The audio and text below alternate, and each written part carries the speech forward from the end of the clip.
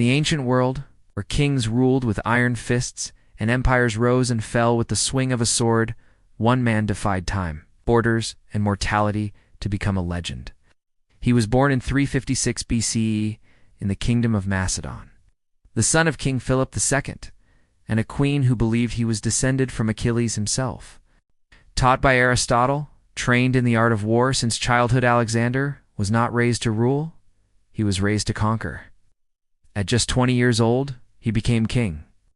At 22, he invaded the Persian Empire, the superpower of the ancient world. With an army half the size of his enemies, he struck like lightning bolt, fast and brilliant. At the Battle of Issus, he faced Darius III's massive army and crushed it.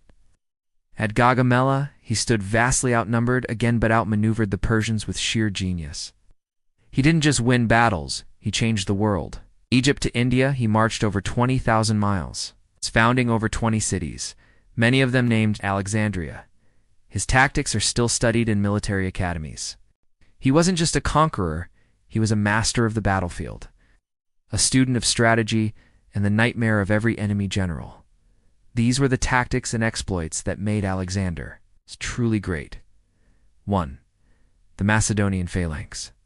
His indestructible wall, Alexander's army used the Macedonian phalanx, perfected by his father, King Philip II.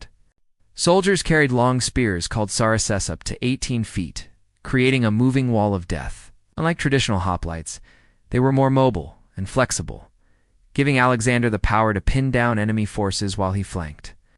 2. The hammer and anvil strategy, Alexander's signature move. The phalanx would engage and hold the enemy. His elite companion cavalry, led by Alexander himself, would sweep in from the sides, crashing into enemy lines at just the right moment. He didn't just fight battles, he choreographed them. 3. Psychological warfare at the Battle of Tyre. The city was an island fortress. Most generals would have turned back. Not Alexander. He built a causeway through the sea, turned it into a land bridge, and took the city after a 7-month siege, breaking the enemy's morale just by his persistence. For lightning conquests and forced marches, Alexander moved faster than any army before him, covering hundreds of miles in weeks.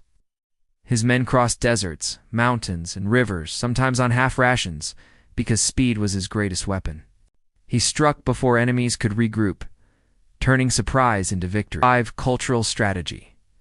Conquering minds. Not just land. Alexander didn't just conquer with swords. He married into Persian royalty, wore their clothing, and encouraged his men to do the same.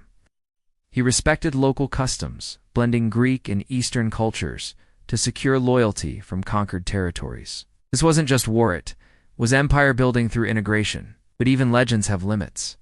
At the edge of the known world, after years of conquest, his army finally refused to go farther. Weary, broken, they turned back. In Babylon, in 323 BCE, Alexander died mysteriously at just 32. Some say it was malaria, others say poison, some whisper it was the gods. He had conquered the world but never ruled it. His empire shattered, but his legend became eternal. Alexander the Great was more than a warrior. He was a storm, a dream, and perhaps the greatest military mind the world has ever known.